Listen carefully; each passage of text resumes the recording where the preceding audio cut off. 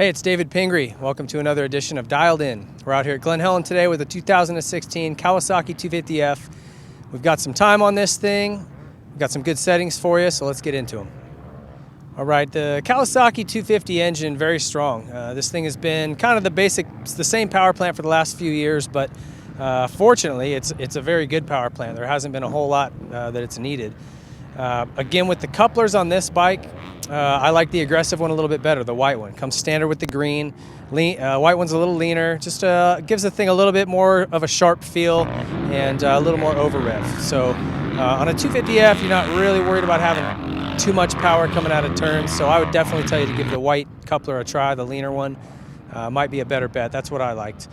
As far as anything else, the engine's ready to go. Very, very good right out of the box.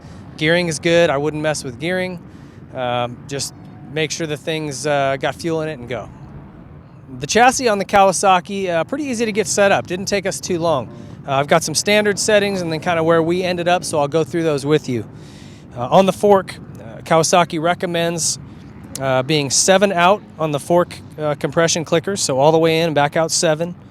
And we ended up at 10. I just softened it up 3 clicks, and it made a pretty good difference on the little bumps, little chop, things like that, but it still didn't blow through. So my recommendation is 10 out on the clickers, all the way in and out 10 on the compression clicker on the front. As far as the rebound, we were 10 out. We left that alone, so all the way in and out 10. Our preload is 8 out of 40 clockwise.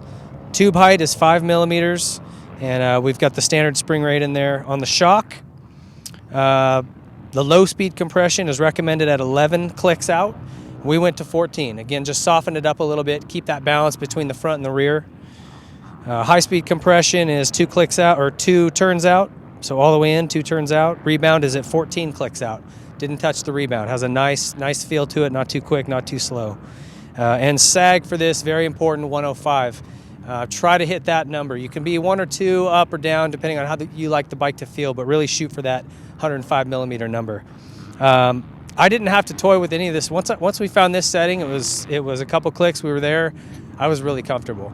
Again, if you like your bike to feel a little softer, you may end up a couple clicks softer, but this is going to get you really close. Team Green has a spec sheet. If you go to their website, that Pro Circuit helps them develop through their obviously a lot of time and testing on those bikes. So if you're the kind of guy who likes to look at the numbers and everything on paper, you can go to their website and check all that out. But this would be a really good starting point for you. Like I said, worked great on everything. I wasn't bottoming out, but nice and supple on the bumps as well. As far as the feel of this bike and the grips, bars, levers and things, I didn't have too much of a problem. On the 450, I felt like the bars were a little tall. I didn't have that feel so much on this bike. This actually felt pretty comfortable to me. So no problems there for me. The tires, this comes with the old MX-50 ones. And after riding a lot with the MX-32 and 52, I'm a much bigger fan of those. I would recommend right away going to those tires. I feel like they keep the back end planted and driving a lot better than these do. So that would be my 2 cents. I would leave stock gearing alone. 1350 is what comes standard on this bike, and it works great. The front brake had a little bit of a soft feel for me initially, especially. Something I always recommend to do on any bike is take a zip tie overnight, pull this thing all the way in and zip tie it in. It'll force any air bubbles that are in your line out and give your brake just a much more solid feel. Mine came around by the end of the day, but it took a while. That's still something I would do on this brake. But in closing, this bike was with a few very, very small changes. Just getting that suspension set up for my weight, my preference.